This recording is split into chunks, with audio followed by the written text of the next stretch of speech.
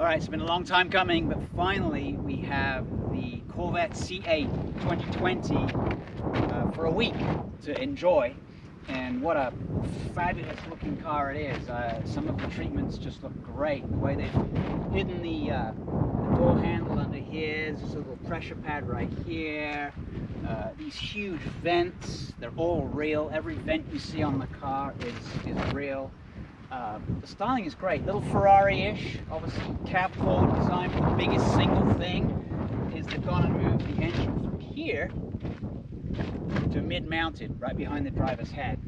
Makes for better performance, makes for better everything on this particular car. As always, staggered wheels on the Corvettes. These are 20-inch with 305/30s. They're Michelin Pilot Sport 4S summer tires. They're also run flats because they're nowhere to hide or nowhere to store a spare wheel. And then the fronts have 245/35s on 19-inch rims, 6-piston Brembo brakes all around. And then as we come to the front, this is my favorite part of the car. It just looks so sort of Ferrari-like. You've got the one Corvette emblem on the front. Notice here, this is where the license plate would normally be. Obviously, most states require a front license. So this little thing will pop off and you can mount a license, or do what most people do and just ignore it and not have a license. Because this car comes with the Z51 package, you get this sort of front lightweight splitter. Some of this black treatment comes with it. And then at the front, you can use the key to access the front storage compartment, or there's a little rubber controller right here that pops up the hood. What I like about this is that Chevy could have engineered this with just a simple curve, but no, they made it like a set of teeth. It looks really cool. Great design, and maybe a little more expensive to produce. But if you come around here, there's some space in the front, enough for storing some stuff. But what's funny to me is obviously you get the 12 volt, but here, this button right here is a release if you should happen to be kidnapped and stowed in this frunk, which I'm pretty small, but I doubt even I could get in there and be stuck in there. But again, government regulation at its best, nobody wants to get stuck in there. So that's pretty cool. And then it's a simple push latch to get it back in. I love it. The styling is phenomenal. Now at the back, we're going to use the key. So we can push twice on the key to open the back, or there's a little same kind of latch here, which opens up the business end of everything else. Alright, so this is a fully reworked 6.2 liter V8 with some of the higher level trims, the LT1 and the LT3, sorry, the LT2 and the LT3. This one happens to be an LT1. You get some nice sort of carbon fiber bits that cover the engine. This one's a little more sparse. 490 horsepower. If you get the Z51 package, you get another 5 horsepower, 5 foot-pounds, a sports performance exhaust, and the magnificent magnetic damping system, which keeps this car absolutely planted on the road. And as a bonus, we get some extra space in the back, which if you play golf, you could throw some clubs in there. Corvette's always prided itself on their cars being having a trunk big enough to be able to put a set of golf clubs in there or whatever else. But this is also used to stow the removable hardtop. So I'm gonna go ahead now and I'll come around here, open up this door. All right, so I'm gonna access it from this side. There is a button right here, and then there's this lever here and another one right here, and then in theory the whole roof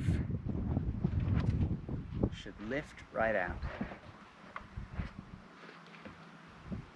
It's not really heavy. It's actually quite lightweight.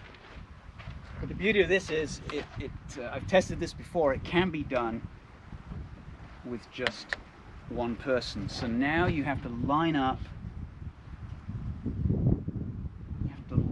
these clips here. Looks good. And then voila. And then right here, you can see this handle here. If you're short, just pull this right down, and then come in a little closer here. If you push this down, got a soft close mechanism. Really cool. Unexpected on a car that is, this one's $67,000. We know the base price is $59,995. Z51 package is another $5,000, and this one comes with the really good and comfortable sport competition bucket seats, although you got to be careful because you don't get heating or cooling with that. They're kind of a coarser material. Around here, it's that sort of hard wearing material, so it lasts for many laps. I would not advise anybody that's much bigger than me to get these seats, because hip room is pretty tight, but I really like them. And then there's some carbon fiber at the top here. Pretty damn good. Push that Z button, and then there's a huge pothole there, which is not what I want.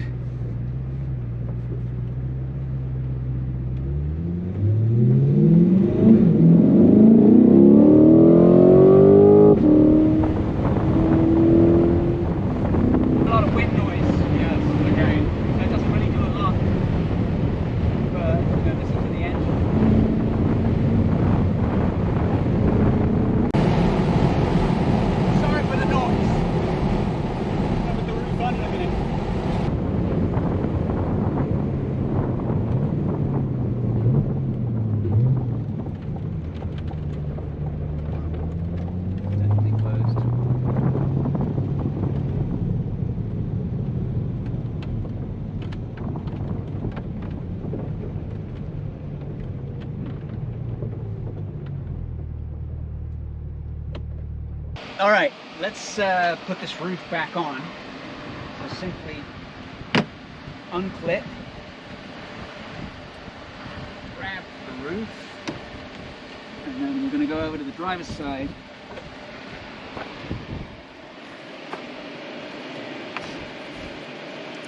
It should be a one-person job, so let's see if it is. So just align these two up. It'll be easy to put my hand underneath. Align these two up here with there. Looks like it's in on that side. Check.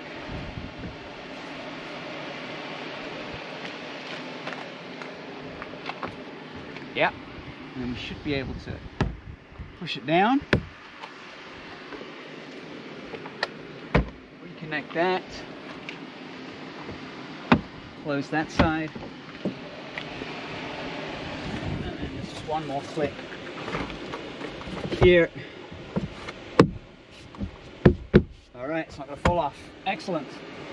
Okay, so there's a lot going on inside. And if you can see the way that the driver, I'm just going to pan around a little bit, but you're really very much sort of in this quite tight sort of cockpit area, and there's this huge bank of switches, which it's the only really bad thing. There's too many controls, you have to take your eye off the road, and everything actually is contained in this pretty awesome touchscreen. But right here on this thing that isolates the passenger, like the passenger's just sort of quite lonely over there, are all these buttons. You've got temperature controls, you can sync auto, you can put the direction of the airflow, fan speeds, AC on or off, recirc or not, and then defog, and then the same thing down there. And you can do all of that within here, but they decided to put it on this bank of switches. So, you know, Porsche does that, they love their switches, it's fine. A little bit down here, a bit of utility, you've got a couple of cup holders here.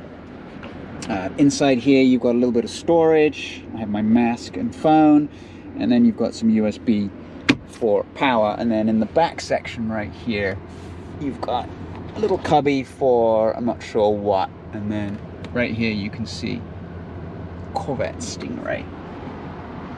So moving on to this little section right here, this sort of mouse pad looking thing is hiding the mode button.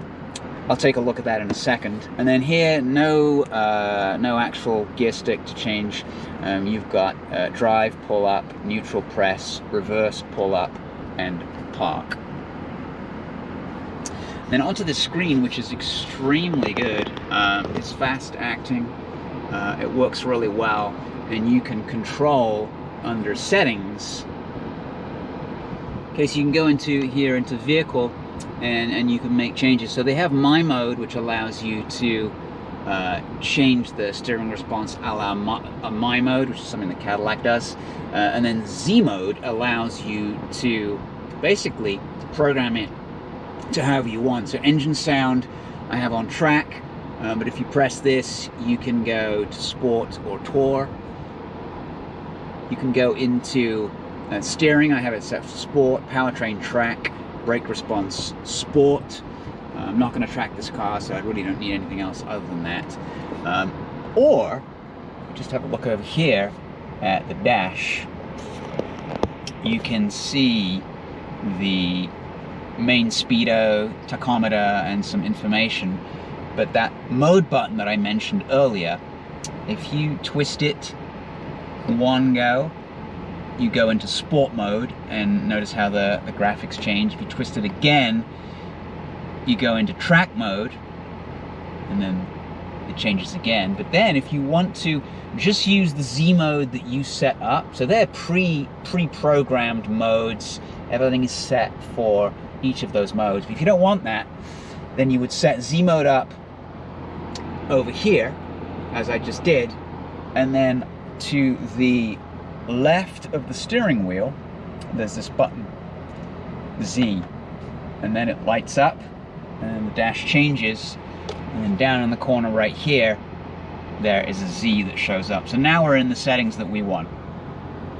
The other thing that you're going to notice is that the steering wheel is actually square. It's square at the top, it's square at the bottom. This is quite normal at the bottom for most cars, but actually this works. And then because this has the competition seats package, it comes with this Alcantara wheel. So this is really set up for full sort of track mode.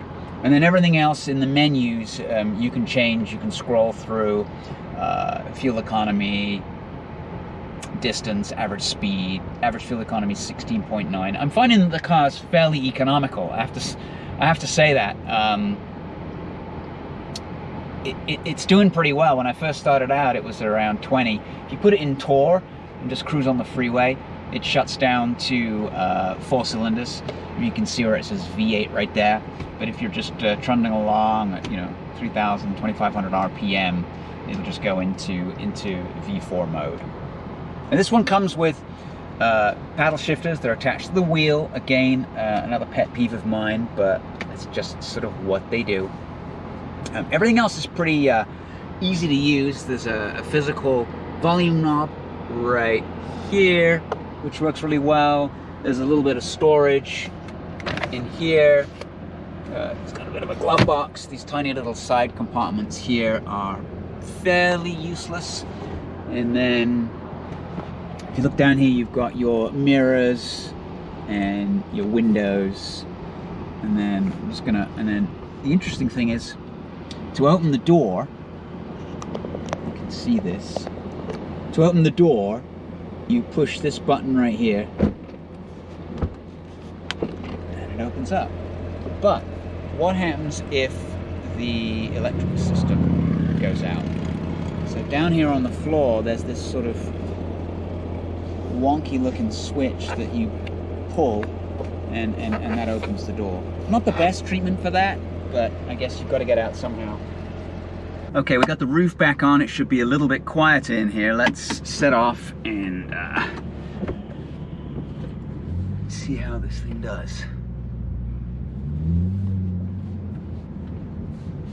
Alright, so I'm in Z mode, so I've got it set up to my personal settings. Got a full tank of gas. And off we go. Chevy says this car will do 0 to 60 in 2.9 seconds. Pretty believable. I've done a couple of launches. There's no real launch control button as such. You simply put it in track mode and turn off traction control. Left foot on the brake, right foot on the gas, and off you go. And yeah, I mean, there's a little bit of wheel spin, but it actually hooks up really well thanks to the tires, and then the first three ratios of this very good DSG transmission, dual clutch, are really tightly spaced, and yeah, it absolutely snaps to 60. So I can well believe that you can get this car to 60 in under 3 seconds. The top 3 ratios are quite tall, which is to be expected, and really, to be honest, tootling along, not going that fast, it can give pretty decent fuel economy. On average, for this particular run, for the week I've had it so far, I think I've had it like 4 or 5 days, I'm averaging 15, which is actually a lot better than I expected. It will, of course, run in V4 mode. It's got cylinder deactivation if the engine thinks that it doesn't require any load, but once you put your foot into it, it goes.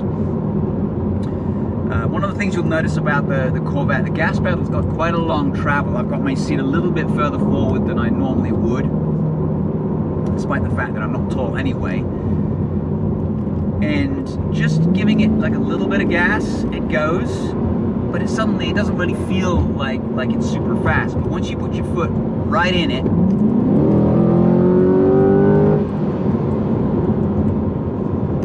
it gives you a pretty decent shove in the back. Following a fire support truck right now, so let's get past him. You can't hear as much of that fantastic exhaust sound in the car. They've definitely quietened it down some from the C7, but it does sound fantastic from the outside. The suspension system is decently compliant. It's not too harsh, and these competition seats, I feel like unless I really needed that heating and cooling that I mentioned earlier, I'd be perfectly happy with these seats. They're pretty damn good. They hold you in. They've got some good side bolstering. The steering's good. It isn't great.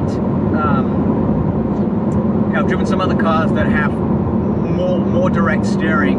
It's pretty tight. The ratio is good, but you can't really sense what the front wheels are doing. And then push on in this Corvette into a corner, which you can do at pretty high speeds. In fact, it masks the speed quite well.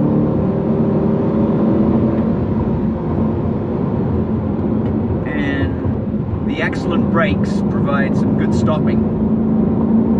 But yeah, you have to look down at the speedo occasionally and go, wow, I'm doing 95 on a small country road. So yeah, it does a really good job, which bodes well for, you know, when they shove 800 horsepower in the back, or maybe a 1,000 horsepower hybrid. Just magnificent. Well done, Chevy, for just coming out with something ridiculous. I mean, it sort of looks like a Ferrari. It goes like a Ferrari, and let's face it, you know, even a cheap Ferrari is going to cost you a couple $100,000. You could probably buy this in a house in some states. A Corvette in a small house in Idaho why not?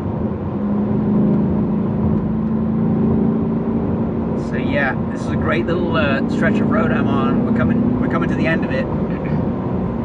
Definitely appreciate you guys watching. Let me know what you think in the comments. Please don't forget to subscribe, like if you like this video. We got more cars are coming up. So thanks a lot.